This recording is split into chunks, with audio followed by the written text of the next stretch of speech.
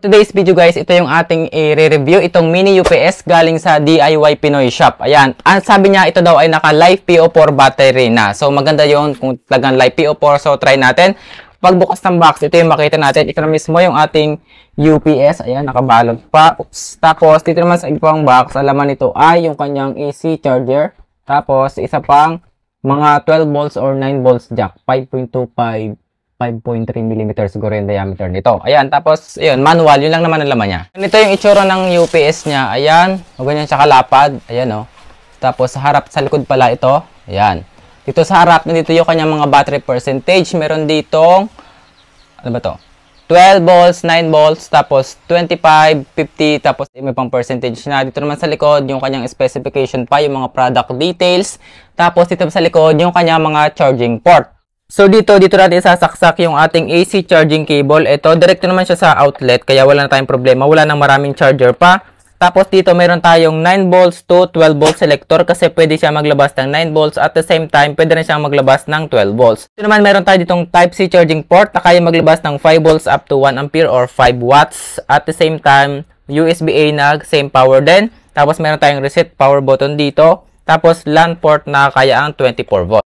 And by the way, yung maximum power nga pala na lumalabas dito sa kanyang 9 volts saka sa 12 volts port ay maximum na ang 18 watts. So maghahati-hati na lamang sila doon. Kung sakaling sumobra yung ating load, nasobrahan natin to, mamamatay itong UPS na to. And at the same time, yung ganitong klase mga UPS or uninterruptible power supply, kapag ginamit mo siya sa mga devices like Wi-Fi, mga CCTV, kahit na mag-brown out, hindi mamamatay yung mga devices ninyo. Kasi once na mag-brown out, itong mismong UPS ang magdadirect supply dun sa mga devices natin. Yung mga ganitong UPS ay parang katulad lang talaga siya ng mga power bank. Pareho lang silang nag-i-store ng energy at the same time pwedeng mag-charge ng device. Yun nga lang yung mga ganitong UPS, mas maganda siyang nakasaksak palagi sa kuryente, wala nang alisan. Samantalang ito, kapag na full charge mo, aalisin mo na agad. Kapag gagamitin natin to, i-press lang natin yung kanyang power button, tapos mabubuhay na siya. Makikita natin kung ilang battery percentage pa ba to, kung low bat na o hindi pa. So ayan, full charge pa naman siya. Kapag gagamitin natin to sa ating mga device, dapat tama yung ating pagka-setup dito sa kanyang voltage selector, kung siya ba ay 12 volts or 9 volts. For example, ang gagamitin ko ngayong Wi-Fi ay ito ay 12 volts na Wi-Fi, so dapat 12 volts din yung gagamitin natin. Ang gagawin lang natin ito, ipipress natin or adjust natin yung button, ayan. Siya ngayon ay naka 9 volts. Makikita natin yan dito, naka 9 volts. Kapag sinet up natin sa 12 volts, lalabas din dito ay 12 volts. So, try natin i-measure sa ating multimeter yung kanyang voltage output. Eto, as of now, ayan, naglalabas siya ngayon ng 12.51 volts. Kapag nilipat natin sa 9 volts din ayan, naglabas siya na ng 9 volts. And then, para naman magamit natin yung kanyang UPS function, dapat syempre nakasaksak palagi sa power. So, ayan, status niya ay naka-green na. So, meaning siya ay buhay na. And then, ang gagawin natin, syempre, isaksak natin yung ating device. For example, ngayon, ang gagamitin ko dito ay Wi-Fi na 12 volts. Eto. So, let's see. So, ayan, gumagana naman yung ating Wi-Fi. And at the same time, syempre, meron pa siya ditong 5 volts USB port. I-try na rin natin dito sa ating 5 volts na USB fan na to. Kung gagana rin. So, ayan, gumagana naman yung ating 5 volts ceiling fan, tapos the same time itong ating Wi-Fi. So, kahit pa mag-brown out, kahit alisin natin to, itong ating saksakan na to, ayan. So, for example, wala ng kuryente, gumagana pa din yung ating fan, at the same time, gumagana pa rin itong ating Wi-Fi kasi nga, itong UPS na yung magsusupply ng power sa kanilang dalawa. So, base dito sa kanyang kahon, nakalagay sa kanya, ang capacity niya ay 20,000 mAh yung kanyang capacity, tapos live PO4. Ang tanong, ilang oras ba natin magagamit itong 5 volt ceiling fan na to, tapos itang Wi-Fi na to. So, try natin siya ngayong magdamag. So, ngayon, para malaman natin kung gaano nga ba katagal to bago malawbat, try natin siya magdamag dito sa Wi-Fi tsaka sa 5 volts sa ceiling fan. So, ngayon naman siya ay full charge. So, nakalagay siya sa 9 volts. So, ililipat ko lang siya dito sa 12 volts. Ayan, naka 12 volts na. Tapos, try natin dito sa Wi-Fi na to. So, eto, let's see kung okay na to. Ayan. And, ayun, gumagana na. Tapos, try na rin natin tong 5 volts ceiling fan na to. Are, yan, tingnan natin dito kung okay at aabot nga ito ng magdamag. So, ayan. Ayan, ito yung 5 volt ceiling fan. Ayan, nakasaksak na siya dito sa ating UPS. Gumagana na sila pareho. Try natin hanggang bukas sa umaga. Ang oras ngayon ay alas 8:42 pa lamang ng gabi. Tingnan natin kung mababawasan ba siya ng percentage. Ngayon kasi siya ay full charge pa. Wala pang bawas. Ito nga guys, ngayon umaga na. So, patay na yung ating Wi-Fi. Patay na rin itong ating ceiling fan. So, ito namang ating UPS ay ito, nasa 25% na lang. So, yan, gumana na ulit. kaso lowbat na rin lang siya. So, ayan, umabot naman siya ng hanggang alas 6 din ng gabi. Alas 7, ayan.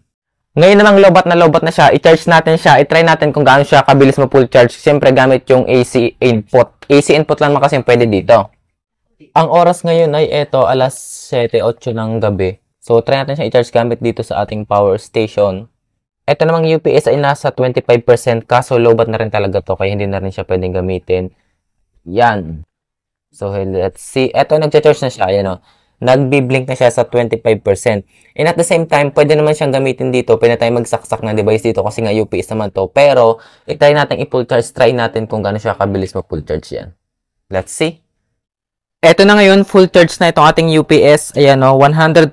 Na ang oras naman ngayon ay 10:49. So, bali yung charging time niya umaabot ng 3 to 4 hours yun. 3 hanggang 4 na oras bago siya ma-fully charge. And now, tingnan natin kung ano nga ba yung nasa loob niya, especially yung kanyang battery. So, i-tear down na natin to. So, dito sa harap, wala tayong makitang bukasan dito ng tornilyo. So, siguro yung tornilyo ay nakatago dito sa mga butas na ere. So, let's see. Wala siyang tornilyo pala dito. Tingnan pa natin din eh. So, ayun, may butas ng tornilyo. Tapos, eto pa. Ayun, meron din. And then, eto namang isa, yung last natin. Ayan, walang tornilyuhan. Dito lang tayo sa dalawa. Pagkatapos nga pala tagtagin yung tornilyo dito sa dalawa, dito ko siya bubuksan sa gilid. And wag na lang itong gagayahin kung hindi nyo naman kailangan buksan kasi baka masira yung kanyang mga lock. Tapos, pagyari ay kawang-kawang na. Ayan. Buksan na natin. Ayan, ito yung kanyang mga batteries. Mukha naman talaga siyang LiPo4. Ayan. Kada battery ay merong 3.2 volts, 5 ampere hour. So, bali 5, 10, 15, 20. So, totoo naman, 5,000 at 20,000 milliampere hour yung kanyang battery capacity. Ayan. So, bali napansin ko nga pala dito sa kanyang battery, mukha siya ditong nakaparallel at nakaseries naman. Bali siya ay 12 volts. So, ito dalawang battery nakaparallel tapos pinag-series itong dalawa. So, bali 6 volt yung setup ng kanyang baterya. LiPo4 naman. Yan, ganyan yung kanyang tsura oh. Yan. Sa likod na naman. So, yan, ganun pa rin. Hindi natin siya matatagtag kasi baka masira naman to. Wala naman tayong makita sa ibabaw pa nito. So, dahil nga ito naman ay pwede rin gamitin as power bank, try natin ngayon mag-charge ng dalawang cellphone kung mapo-full charge nga ba at ilan yung matitira. So, ito, try ko itong isang iPhone 5, tapos isa pang Android phone na 5,000 mAh battery capacity.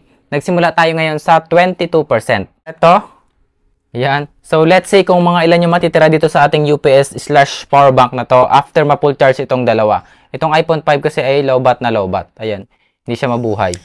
Ito ngayon, full charge na yung Android phone, tapos full charge na rin itong iPhone 5. At tira naman dito sa ating UPS ay meron pa itong tirang 50%. Ngayon naman, itetest ko naman yung actual capacity na makukuha natin dito sa kanyang 12 volts port na to. So, let's see kung ilan yung makukuha natin dito. Discharge natin siya sa 18 watts.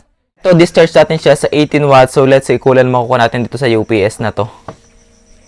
Ito ngayon, tapos ko ng i-capacity test tong UPS at dito nakakuha naman ako ng 38.27 watt hour. Ayun. So, ayun, basta UPS talaga yung gamit mo or uninterruptible power supply, hindi ka talaga makakaranas ng brownout kahit pa mawalan ng power yung mga power station mo. Basta mayroong laman ito. Kasi nga naman, di ba, para talaga siyang power bank. At maganda pa dito, kahit na mag-brownout, hindi mamamatay yung mga device mo like Wi-Fi or CCTV kasi ito talaga yung automatic na magsusupply. Yun kasi yung kaibahan niya sa mga power bank. Ang power bank kasi is nakaano talaga siya, dependent siya sa kanyang battery. Kahit pa nakasaksak yung device mo, kung hindi naman siya, ang tawag doon, yung pass-through charging, yung hindi siya kumukuha ng power doon sa grid or doon sa charger, eh wala din kwenta kasi direct talaga siya sa battery. Unlike ng mga UPS na katulad nito. Eto kasi kahit lagi nakasaksak sa kuryente, kahit 24 hours hindi mo siya tagtagin, okay lang kasi yun talaga yung function niya. And at the same time, marami ka nang mapapagamitan nito like CCTV, LED bulb, mga camera, cellphone, saka sa Wi-Fi. Pero sa amin, ginagamit ko talaga siya sa namin, yung Wi-Fi namin, tsaka CCTV. Dati kasi ginagamit ko yung CCTV namin, tsaka yung aming Wi-Fi sa, power bank. Pero ito, mas better siya. Yun nga lang, nakasaksak pa rin sa power station.